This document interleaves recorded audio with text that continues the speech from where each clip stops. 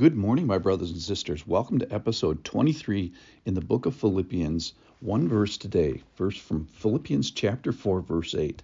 Finally, brothers, whatever is true, whatever is honorable, whatever is just, whatever is pure, whatever is lovely, whatever is commendable, if there is any excellent, if there is anything worthy of praise, think about these things.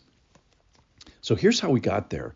We're in a section where Paul talked about, hey, are you anxious? And one of the things he said, we talked about it yesterday, was to pray. Pray with the right heart, with thanksgiving, pray in the right direction, make it towards God, and with the right desperation, make it a supplicating, needful begging of God. So if you have lack of peace, if you have anxiety, pray first. The second thing is how to think. And today's verse talks about 8 characteristics of things that we should be filling our heads with, filling our minds with. Because our anxiety, we're going to capture that. We're going to restore peace by thinking about these things. Remember, Philippians is the book about setting our minds in a certain way. And today is what to think. All right, so the first thing he says, there are 8 of them, is whatever is true. And I looked all these up, and I just want to sort of inspire your thinking. Whatever is true, not imaginary, not something that's been concealed. And I'm thinking about the history and all the things that are in the Bible, the events, the theology, all the things that is unconcealed by the Bible.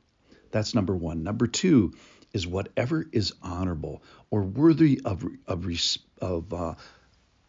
honor and something that is revered. And I'm thinking about godly characteristics that are displayed in people. So God is sort of invisible, but people are very visible. And we have, hopefully some good examples walking around, rubbing shoulders with us. And let's think about the honorable things that we see in other people, the revered things that we see in other people. Number 3 is whatever is just. And the justice means getting back in a right relationship with the law and with the lawgiver.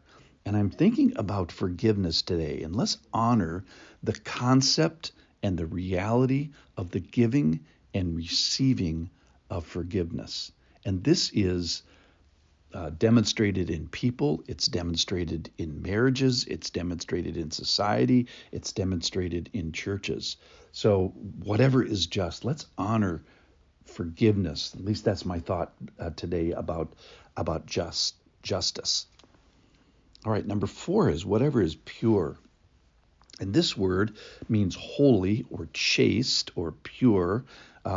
It has some sexual connotations to it. And let's just honor then people that hold their sexuality as valuable or holy or under the authority. People that hold their sexuality of eye and tongue and zipper and demonstrate this pureness, chasteness, holiness in that aspect of their life. Let's honor that. Whatever is lovely. And this is kind of a simple word, meaning pleasing or agreeable, even friendly. Who in your world demonstrates the winsomeness of friendship? And it's this people in association with each other and in community. Who is sort of the glue that holds your Christian community group together? Let's honor that today. Number 6, whatever is commendable, worthy of praise. So if you come to my breakfast table, every day a newspaper comes, and there's this whole section. It's called the sports section. It has a big title on it, and it's just funny that this human activity has a whole section of the paper. And I kind of understand it. It's very quantifiable that this team had something that was more commendable in a game in 60 minutes of effort than this other team. But I was just wondering if we changed what is commendable. It's like, hey, this guy decided not to cheat on his taxes, and they write a whole article about this. Or this person faced a temptation and resisted the temptation to the very end. Maybe an article about that. Or this person who wrestled with generosity and money and became a cheerful giver. Let's write an article about that. Or hey, this person had an anger problem and dealt with that. Or maybe this person bore with provocation and was patient with someone. Or this other person won the championship of service. Those are the things that I think that, when God reads his commendable sports page, if you will, those are the things he sees, not who had the higher score after 60 minutes of basketball. So whatever is commendable, that's number 6.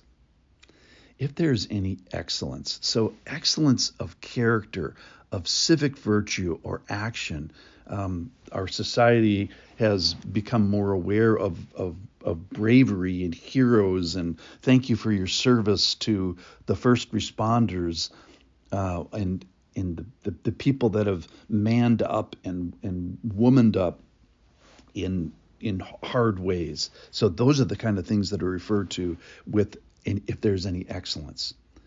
And then if there's anything worthy of praise, anything worth of verbal approval, verbal recognition, commendation, and even like what would be worthy about writing a song about. There's this passage in 2 Corinthians chapter 18 that says that this person was famous among all the churches for being known for something. They don't tell you what his name is, but they say, I'm sending this guy with you who's famous among, and I'm just wondering, what are we famous for? What would be worthy of praise that we do? So these are things that we're supposed to be thinking about. We're supposed to wrangle our wayward thoughts, and let's get our thoughts marching in the right direction to Jesus and the associated excellencies that are listed here. Things that are godly, things that are godlike, things that point to God and people, and things that point to God himself. So are you anxious? Have you lost your peace? First thing, yesterday, pray. Today, think, and think about whatever is true, honorable, lovely, pure, commendable, excellent, anything worthy of praise. Think about these things. Let's fill our heads with this and chase anxiety away. Thanks for listening.